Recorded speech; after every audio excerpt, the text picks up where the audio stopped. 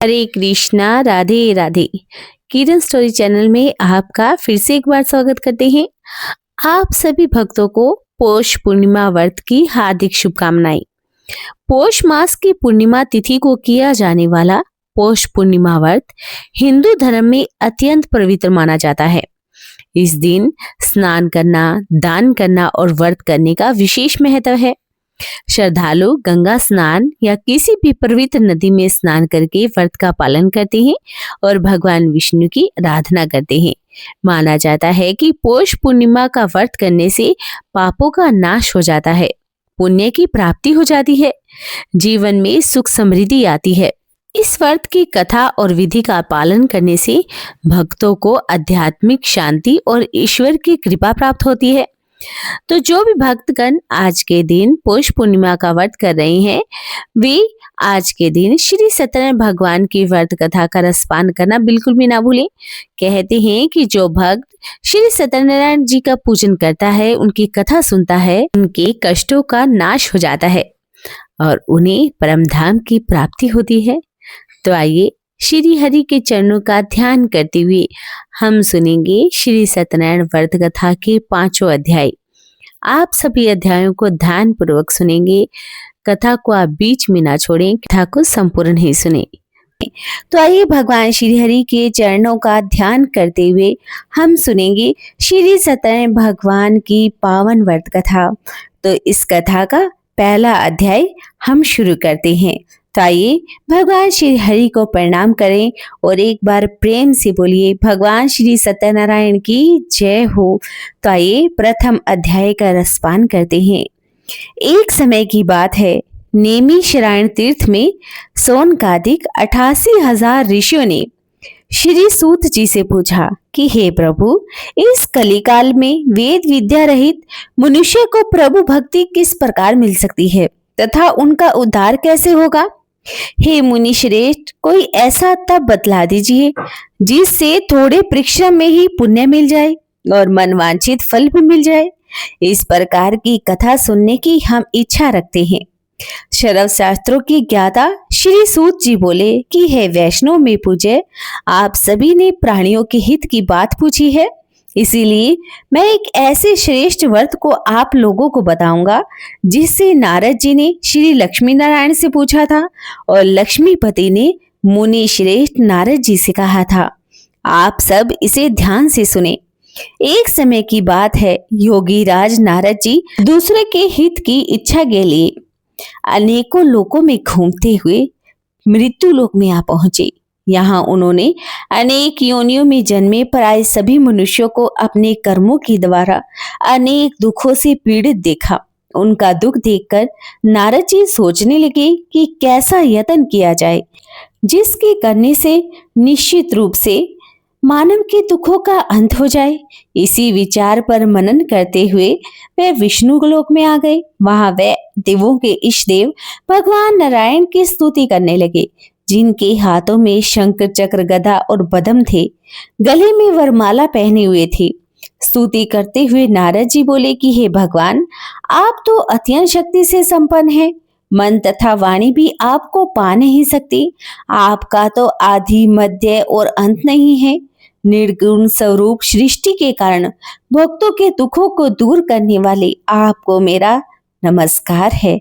नारद जी की स्तुति को सुनकर भगवान विष्णु बोले कि हे मुनि श्रेष्ठ, आपके मन में क्या बात है, आप किस काम के लिए पधारे हैं, उसे भी आप निसंकोच होकर कहें। इस पर नारद जी बोले कि मृत्यु लोक में अनेक योनियों में जन्मे मनुष्य अपने कर्मों के द्वारा अनेक दुखी से दुख हो रहे हैं। हे नाथ, आप मुझ पर दया रखते हैं तो बतलाइए कि वे मनुष्य थोड़े ही प्रयास में अपने दुखों से कैसे छुटकारा पा सकते हैं। श्री हरि बोले कि हे नारद जी, मनुष्य की भलाई के लिए तुमने बहुत ही अच्छी बात पूछी है, जिसके करने से मनुष्य मोह से छूट जाता है। वह बात मैं तुमसे कहता हूँ, तुम इसे ध्यान पूर्वक सुनो।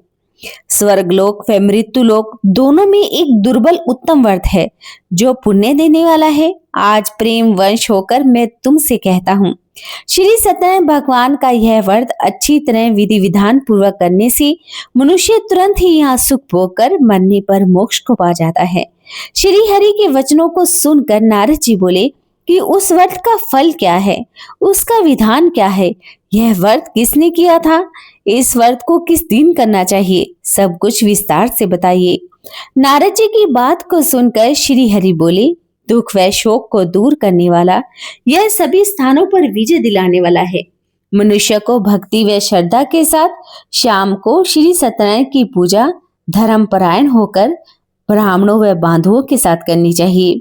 भक्ति भाव से नैवेद्य केले का फल, घी, दूध, गेहूं के आटे का सवाया ले लें। गेहूं के स्थान पर साठी का आटा, शक्कर व गुड़ लेकर सभी भक्षण योग्य पदार्थों को मिलाकर भगवान को भोग लगाएं। ब्राह्मणों सहित बंधु बांधवों को भी भोजन कराएं।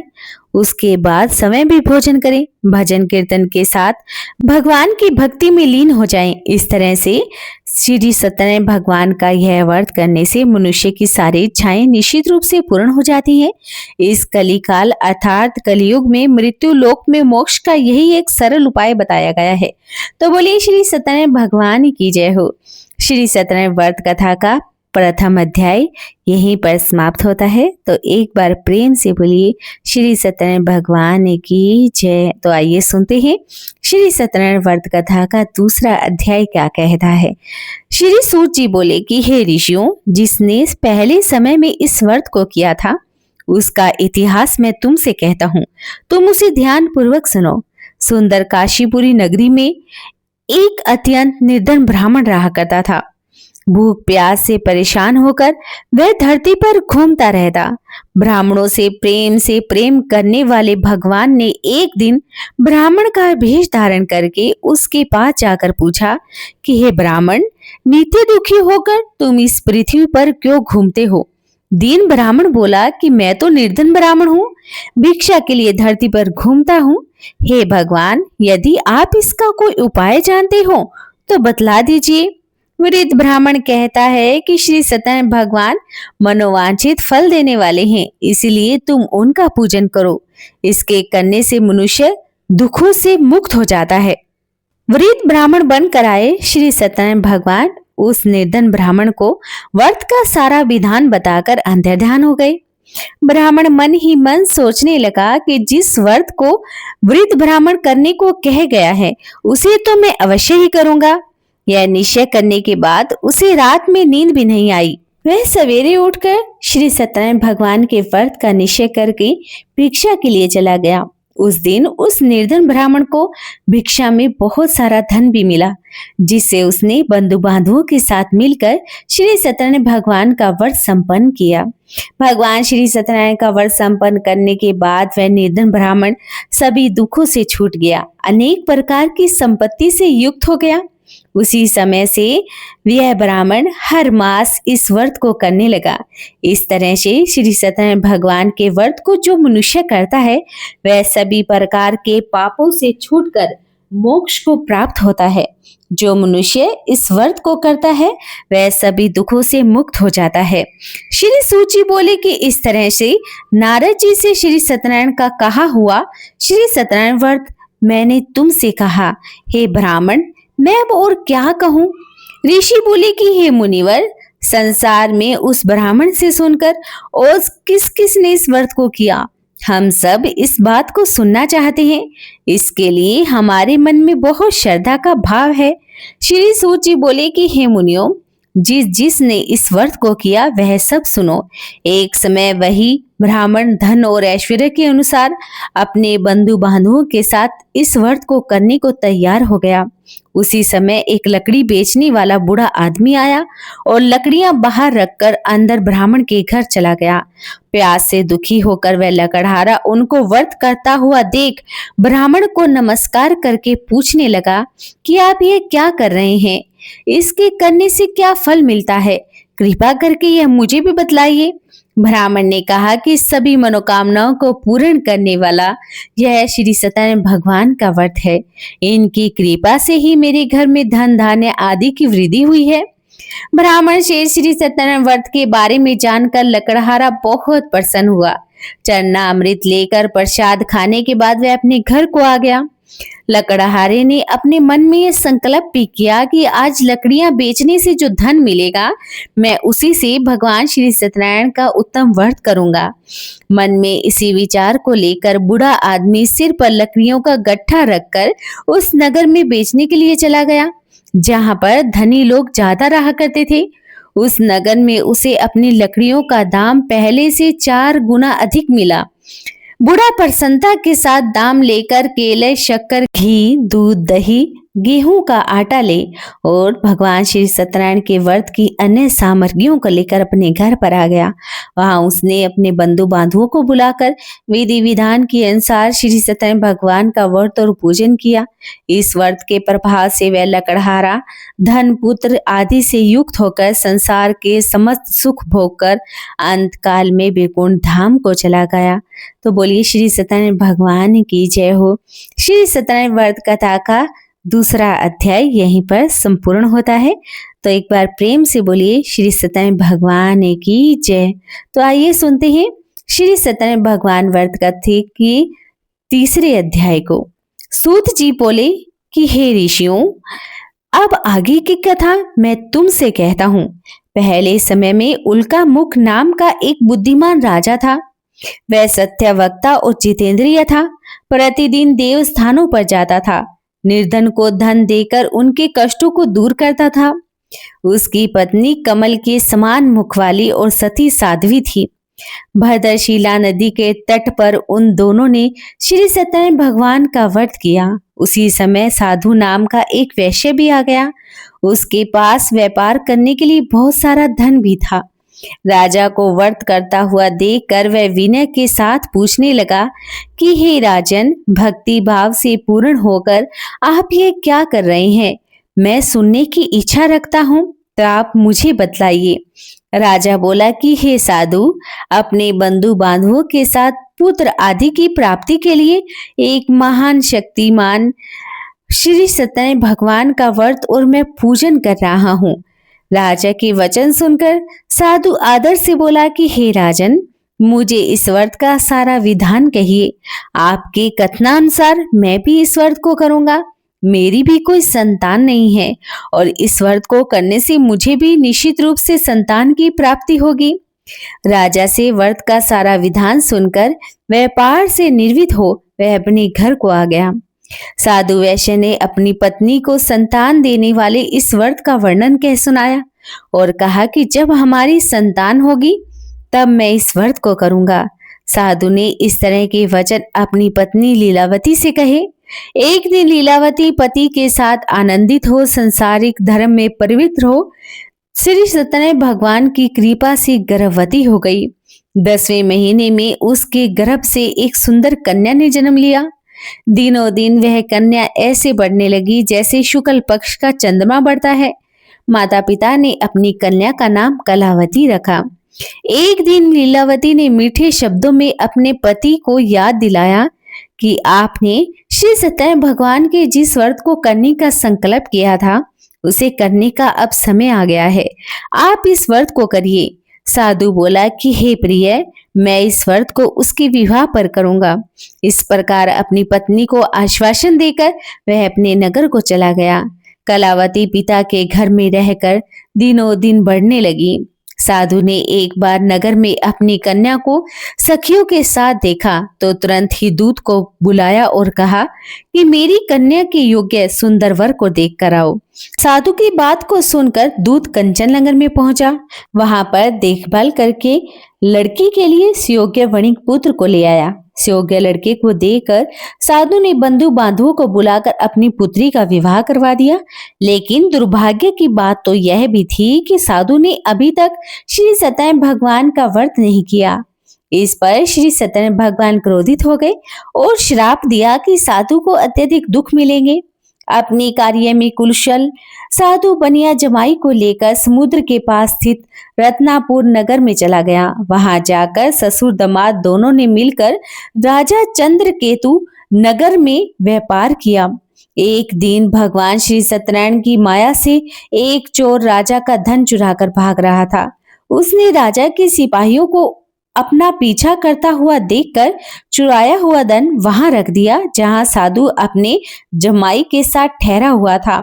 राजा के सिपाहियों ने साधु वैश्य के पास राजा का धन पड़ा हुआ देखा तो वह ससुर जमाई दोनों को बांधकर प्रसन्नता के साथ राजा के पास ले गए और कहा कि उन दोनों चोरों को पकड़ कर लाओ, हम आगे की कार्यवाही करेंगे।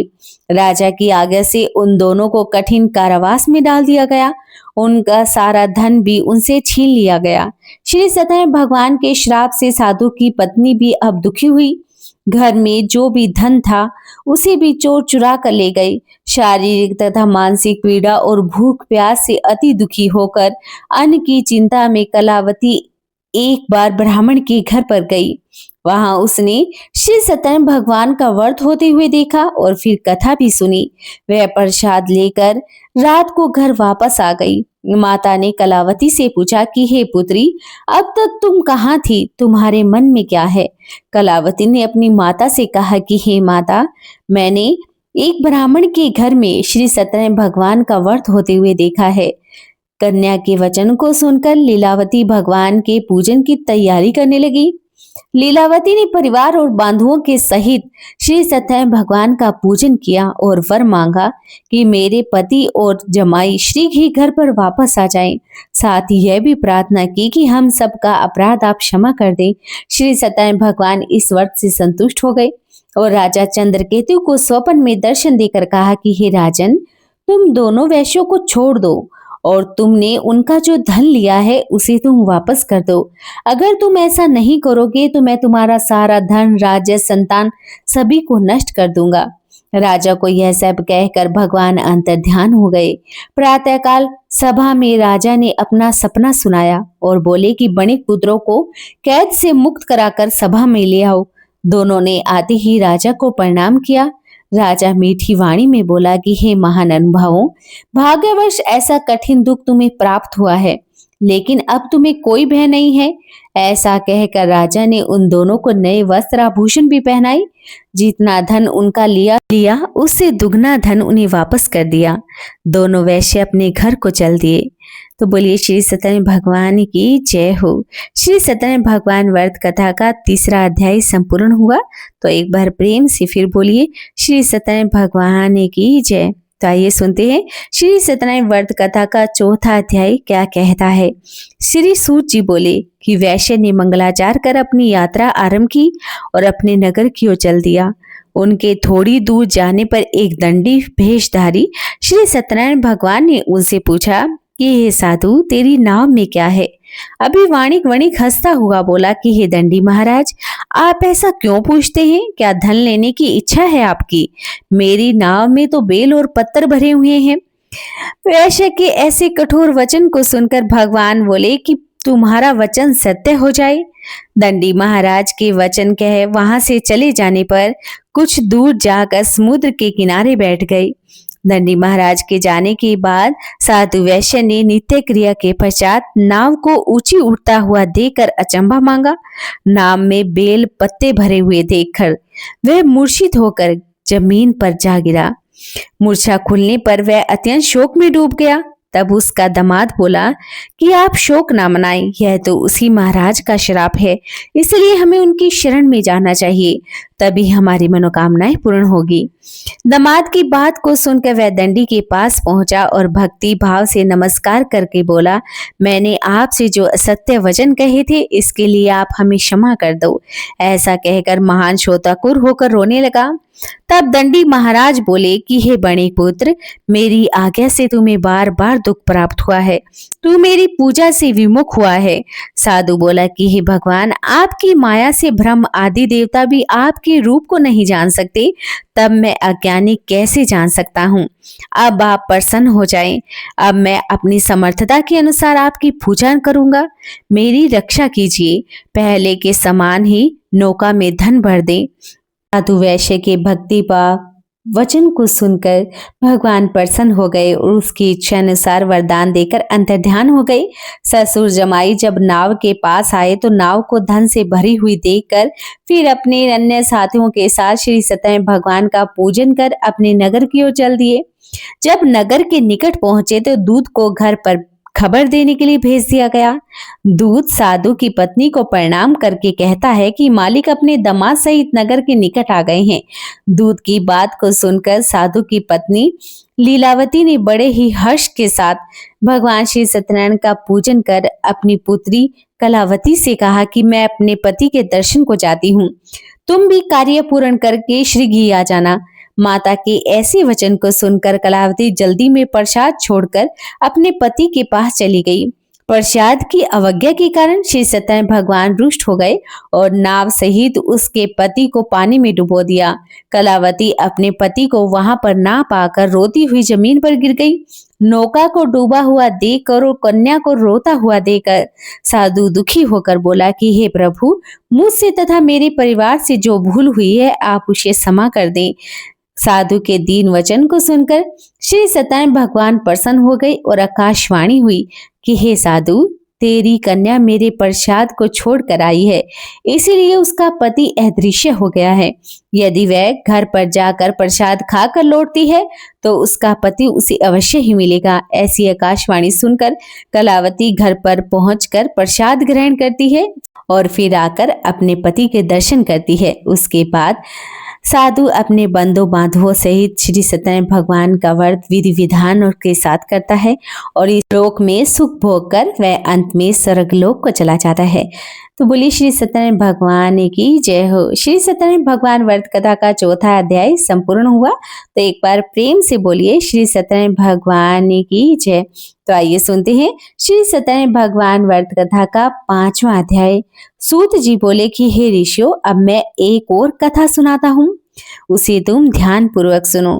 प्रजा पालन में लीन तुंगध्वज नाम का एक राजा था।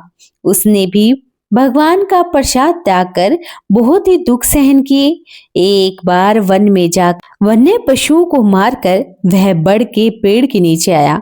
वहां उसने ग्वालों को भक्ति भाव से अपने बंधु बांधुओं सहित भगवान श्री सत्यनारायण का पूजन करते हुए देखा, लेकिन अभिमानवश राजा ने उन्हें देखकर भी पूजा स्थान पर नहीं गए और न ही उसने भगवान को नमस्कार किया। ग्वालों ने राजा को प्रसाद दिया, लेकिन वे उसने प्रसाद भी नहीं खाया और प्रसाद को वहीं पर छोड़कर अपने नगर को चला गया। जब वह नगर में पहुंचा तो वहां पर सब कुछ तहस नहस हो पाया। वह श्रीघ ही समझ गया कि यह भगवान ने ही किया है। वह दोबारा ग्वालों के पास गया और विधि विधान के साथ पूजा करके प्रसाद को खाया तो श्री सत्यनारायण भगवान की कृपा से सब कुछ पहले जैसा हो गया। दीर्घ काल तक सुख भोगने के बाद मरणोपरांत उसे स्वर्ग लोक की प्राप्ति हुई। जो मनुष्य परम दुर्बल इस व्रत को करेगा तो भगवान श्री सत्यनारायण की अनुकंपा से उसे धन धान्य की प्राप्ति होगी। निर्धन धनी हो जाता है, भय मुक्त होकर जीवन जीता है। संतानहीन मनुष्य को संतान सुख मिलता है। सारे मनोरथ पूर्ण होने पर मानव अंत काल में वैकुंठ धाम को चला जाता है। सूत जी बोले कि जिसने पहले समय में इस व्रत को किया, अब उनके दूसरे जन्म की कथा कहता हूँ। वृद्ध शंतानंद ब्राह्मण ने सुदामा का जन्म लेकर मोक्ष की प्राप्ति की। लकड़हारे ने अगले जन्म में निषाद बनकर मोक्ष प्राप्त किया। उल्कामुख नाम का राजा दशरथ वैकुंठ धाम को गए। साधु नाम के वैश्य ने मोर ध्वज बनकर अपने पुत्र को आरे से चीर कर मोक्ष पाया। महाराज तुंगध्वज ने समयभंग होकर भगवान की भक्ति में युक्त होकर कर्म करके मोक्ष को पाया। श्री सत्यनारायण व्रत कथा का 5वां अध्याय यहीं पर समाप्त हुआ। तो बोलिए श्री सत्यनारायण भगवान की जय हो। श्री सत्यनारायण व्रत कथा के 5वें अध्याय यहीं पर समाप्त हुए। तो बोलिए प्रेम से श्री सत्यनारायण भगवान की जय हो। जो व्यक्ति पूरी श्रद्धा के साथ भगवान श्री सत्यनारायण का व्रत करता है, व्रत कथा का रसपान करता है, भगवान श्री सत्यनारायण उनकी समस्त मनोकामनाओं को सदैव पूर्ण करते हैं। भगवान श्री सत्यनारायण उनकी सदैव रक्षा करते हैं। अगर आपको हमारे इस YouTube चैनल की ये कथा पसंद आई हो तो आप चैनल को सब्सक्राइब करना बिल्कुल भी ना भूलें। वीडियो को लाइक और शेयर जरूर कर दें। आपसे हाथ जोड़कर प्रार्थना है कि वीडियो को शेयर करें ताकि इस व्रत कथा का आनंद और भी लोग ले सकें। आपसे हाथ जोड़कर निवेदन करते हैं कि एक बार आप कमेंट में जरूर लिख दीजिएगा, श्री सत्यनारायण भगवान की जय हो।